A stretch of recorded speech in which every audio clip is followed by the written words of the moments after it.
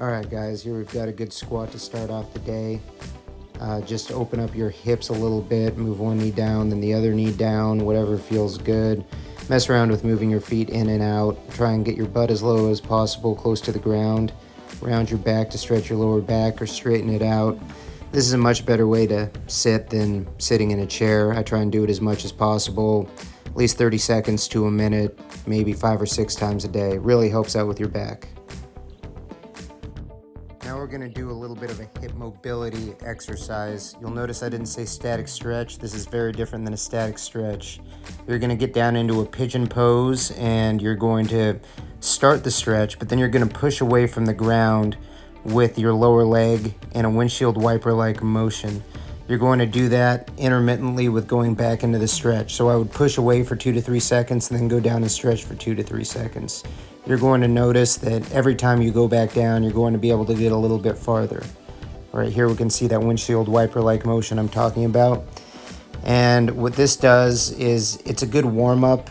It helps improve mobility. I like to do it before jiu-jitsu, before lifting anything lower body.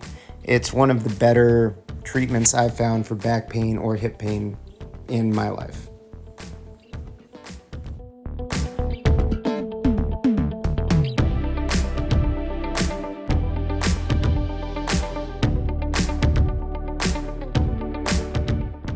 So this is the same thing we just did for the hip mobility. The only difference is we're going to use a raised platform.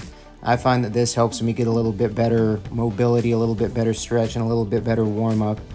And it's really the same thing. It's just I prefer to do it this way. It's a variation of the same exercise. I would say find whatever works for you.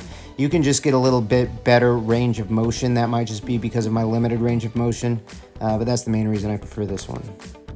This is a good stretch for the hip flexors. If you're anything like me and you sit a lot during the day because you've got an office job, what happens is your hip flexors start to shorten and tighten, and that can cause pain. That's one of the main reasons I have a hard time running anymore, is it really aggravates my hip flexors. So this is a good way to treat that.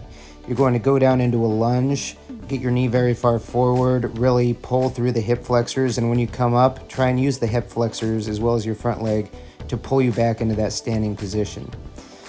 And if you do this maybe 10 reps times 3 times 5 times a day, you're going to notice a huge difference. I like to get up from my desk at work and just knock out a few of these whenever I've got a break. It really helps. This one's called the lizard. You're going to get down on the ground in a lunge position with your opposite hand to your front foot on the ground, and then reach really far through and then stretch all the way back.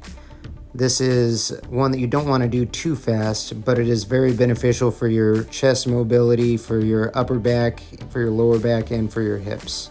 This is another one that I recommend doing every day. This is a really good mobility exercise for your lower back. You're going to want to try and bring your top arm down until it can get flush on the ground. You're going to try and twist through your back, and you're going to want to push down through whichever foot is flat on the ground in order to bring your hips up off the ground.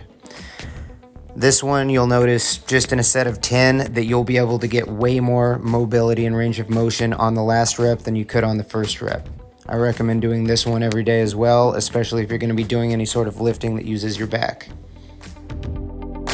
This one isn't a mobility drill as much per se, but it is a good treatment that I found for lower back pain, especially if you're having sciatic pain. What you're going to do is you're going to take either a baseball or a foam roller, depending on the level of pain or your pain tolerance, or whatever you need to do to make the pain stop, and you're going to sit on it on either the lower back or the meaty part of your butt muscle.